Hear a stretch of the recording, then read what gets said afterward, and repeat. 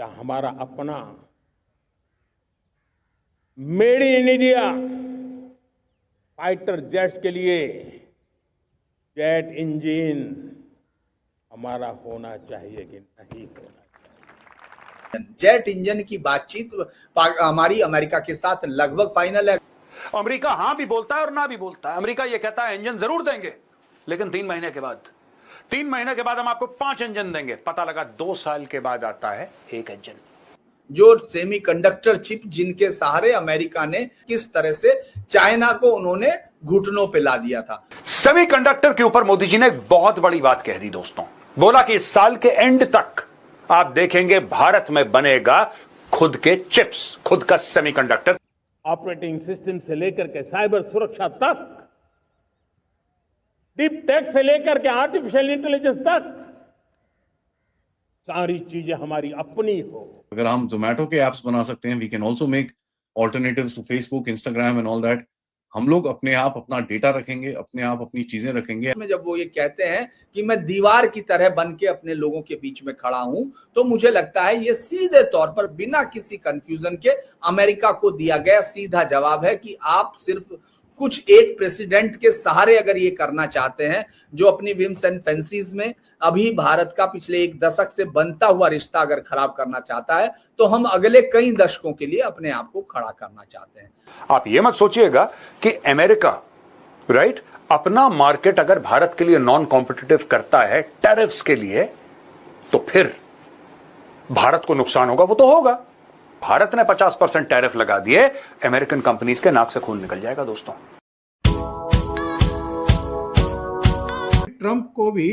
Trump के सलाहकार को भी एक तरीके से उन्होंने बहुत सीधा सीधा जवाब दिया है और ये भी संकेत दे दिए हैं कि भारत ना रुकने वाला है ना झुकने वाला है, बल्कि आत्मनिर्भरता की तरफ बढ़ेगा। यहां तक प्रधानमंत्री ने कह दिया कि जब हम चांद पर पहुंच सकते हैं, जब हम रॉकेट बना सकते हैं, मिसाइल्स बना सकते हैं, तमाम चीजें बना सकते हैं, तो जेट का इंजन क्यों नहीं बना सकते हैं। तो ये तो एक अलग ही तरह का उनका संकल्प था और भाषण था। नमस्कार ओंकार सर। जो भी आज हम लोग देख रहे थे, जिस भाषण को हम लोग देख रहे थे, वो भाषण आज हम ही लोग नहीं देख रहे थे, उसके साथ साथ दुनिया के बहुत सारे देशों में रणनीतिकार कम से कम तमाम देशों के इसलिए देख रहे थे क्योंकि ब्रिक्स का मसला है, एक वर्ल्ड ऑर्डर चेंज होना है। और ऐसे वर्ल्ड ऑर्डर चेंजिंग के समय जब पूरी दुनिया में ट्रंप को लेकर कंफ्यूजन है, बहुत ही कैओटिक कंडीशंस हैं, क्योंकि वो एक तानाशाह की तरह बिहेव कर रहे हैं, जिसको लग रहा है कि पूरी दुनिया में उनके उपनिवेश हैं और वो सबसे ताकतवर शख्स के तौर पर है। लिहाजा भारत के साथ जिस तरह की इस समय सिचुएशन है कि हमको ये मालूम नहीं सिर्फ 6 दौर में वो बातचीत करने उनकी टीम आएगी कि नहीं आएगी, क्योंकि वो क्लैरिटी नहीं है। अगर हम इस समय देखें तो प्रधानमंत्री जब 15 अगस्त को लाल किले से बोलते हैं, तो आज तक हिंदुस्तान में जब से आजादी का इतिहास 78वां ये हमारा 15 अगस्त है, स्वतंत्रता दिवस है, तब तक हर राष्ट्र में ये उम्मीद होती है कि उसके प्रधानमंत्री जब लाल किले से मैसेज देते हैं तो वो फ्यूचर की पॉलिसी, देश के सामने आने वाली चुनौतियां और एक लंबा प्लान क्या हो सकता है देश का, उस पर भी बात कर सकते हैं।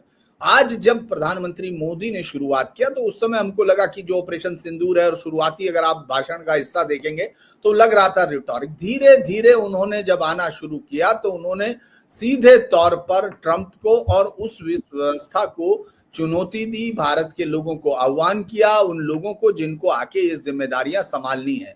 और ये सीधे तौर पर जब उन्होंने कहा तो मुझे लगता है कि सबसे पहला जो सवाल था कि वो चिप, जो सेमीकंडक्टर चिप जिनके सहारे अमेरिका ने चाइना को, अभी आपने देखा होगा एनवी मीडिया की चिप को लेकर किस तरह से चाइना को उन्होंने घुटनों पे ला दिया था। सबसे पहले वो बात होती है, उसके बाद फिर आप ऊर्जा जरूरतों पर बात करते हैं, और सबसे सीधा अगर लक्ष्य देखना हो तो जेट इंजन की बातचीत हमारी अमेरिका के साथ लगभग फाइनल है। अगर हम लोग तेजस और एमएमसी जो अपना मल्टी रोल जो फाइटर जेट अपना लाना चाहते हैं, उसमें अभी तक जीई के ही जो इंजन है, मतलब जो इंजन की बातचीत थी वो अमेरिकन उसके साथ इंजन की बातचीत थी। तो ये व्यवस्था लंबी चलनी थी और भारत उस पर तैयार था। लेकिन मुझे लगता है कि अमेरिका को शायद जिस तरह से ये लगा है कि वो अब भारत की बाह मरोड़ सकता था और भारत ने उसको इनकार कर दिया, उसके बाद शायद ये मोदी भी जो लंबे समय से, हो सकता है कि कई बार क्या होता है, उन्होंने उसको भाषण में जिक्र भी किया है